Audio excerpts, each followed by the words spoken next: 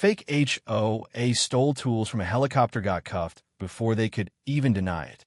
What would you do if you caught someone sabotaging your life's work in broad daylight? At Willow Creek Airfield, a quiet hub for local pilots, that question became all too real. Karen Mitchell, a self-proclaimed HOA enforcer, strutted onto the tarmac like she owned it, her clipboard clutched like a scepter, her eyes glinting with the kind of entitlement that could sour milk. The airfield, a tight-knit community of grease-stained mechanics and skybound dreamers, was about to face a storm no one saw coming. Karen wasn't just any HOA busybody.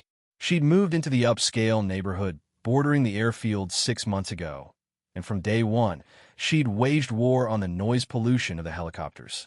To her, the whir of rotors was a personal insult, a blemish on her vision of suburban perfection.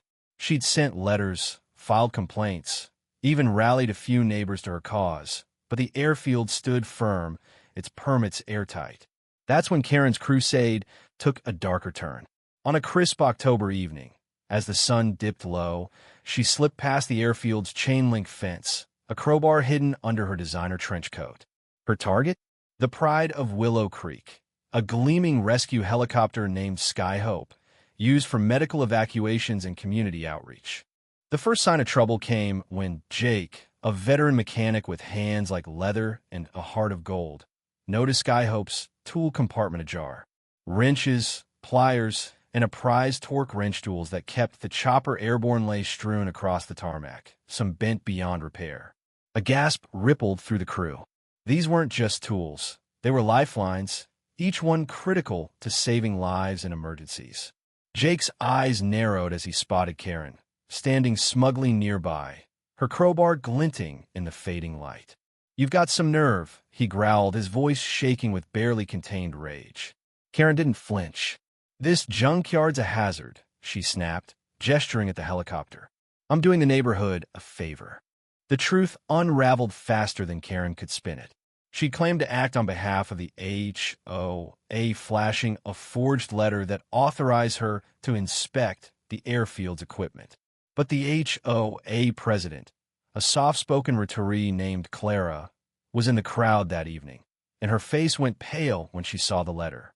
"That's not my signature," Clara stammered, her voice rising. "We never approved this." The twist hit like a thunderclap. Karen had gone rogue, her vendetta against the airfield entirely her own. Whispers spread among the onlookers, pilots, mechanics, even a teenage intern named Mia who'd been quietly filming the scene on her phone. Mia's footage, shaky but damning, captured Karen prying open the compartment, tossing tools with reckless abandon, and muttering about teaching these flyboys a lesson. The crowd's shock turned to fury. Karen, sensing the tide turning, doubled down, her voice shrill. "You're all in violation. I'll sue every last one of you." The confrontation erupted under the glow of floodlights as the police arrived, summoned by a quick-thinking pilot. Karen's bravado faltered as Officer Ramirez, a no-nonsense cop with a reputation for fairness, stepped forward.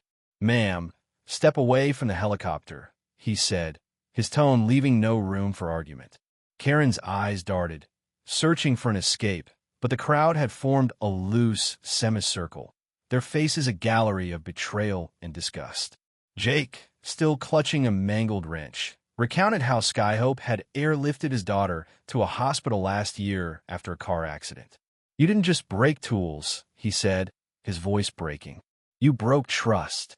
Mia, the intern, piped up, holding her phone aloft. "I've got it all here," she said, her voice trembling but firm. The footage played on her screen, projected for all to see.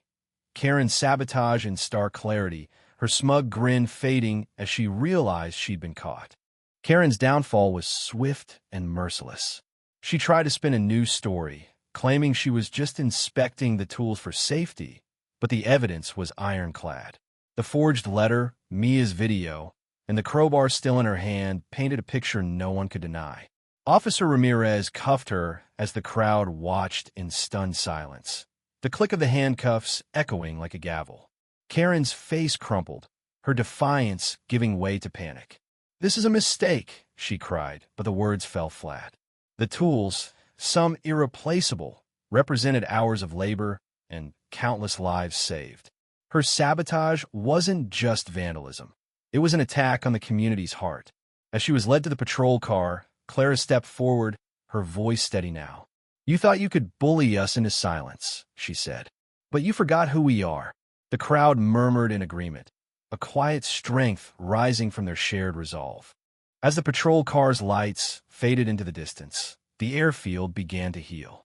Jake and the crew stayed late, salvaging what tools they could, their hands moving with purpose. Mia uploaded her video to the community's online forum, where it sparked a firestorm of support for the airfield. Donations poured in to replace the damaged equipment, and volunteers showed up the next morning to help clean the tarmac. Skyhope flew again within a week, its rotors humming with defiance. Karen faced charges of vandalism and forgery, her reputation in tatters.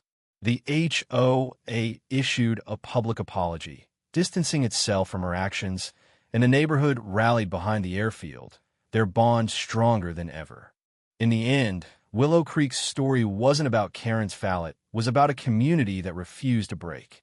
The airfield, once a target of her wrath, became a symbol of resilience, proof that trust and teamwork could outlast even the most brazen betrayal. So what do you think? Was Karen's punishment enough? Or should the community have done more to hold her accountable? Share your thoughts, because in a world full of Karens, it's up to us to decide where justice begins.